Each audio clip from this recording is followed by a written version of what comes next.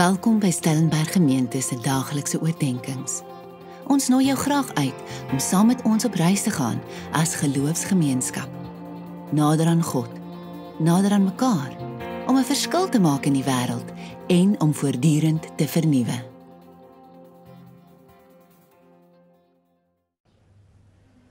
Op Maandag 10 November lees ek vir ons uit Esegiel 36 vers 26 tot 27.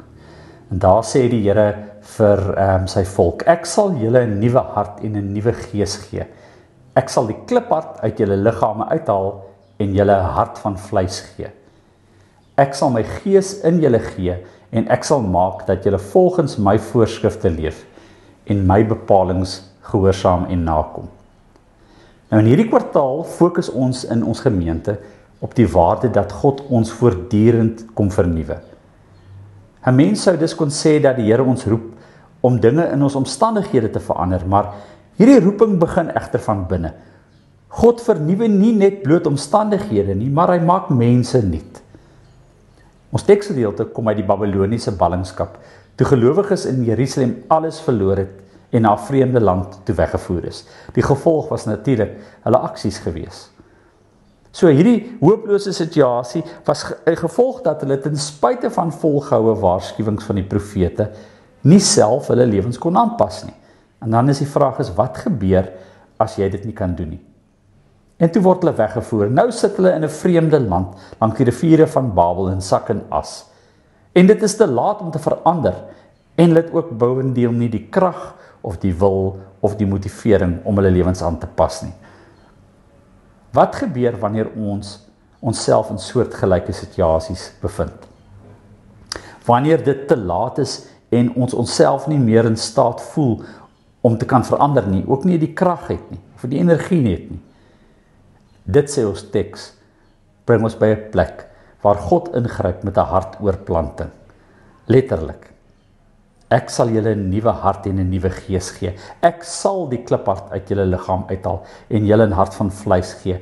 Ek sal my gees in julle gee. Ek sal maak dat julle volgens my voorskrifte leef en my bepalings gehoorsaam en nakom. Let op hoe die teks klem lê, nie op wat ons doen nie, maar oor wat God sal doen.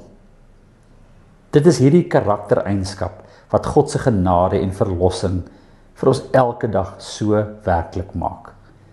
Hoe spreek dit tot die situasie of plek waar jy jouself tans in die lewe bevind? Kom ons bid saam. Here, U beloof om vir ons 'n nuwe hart te gee en 'n nuwe gees in ons binneste te sit.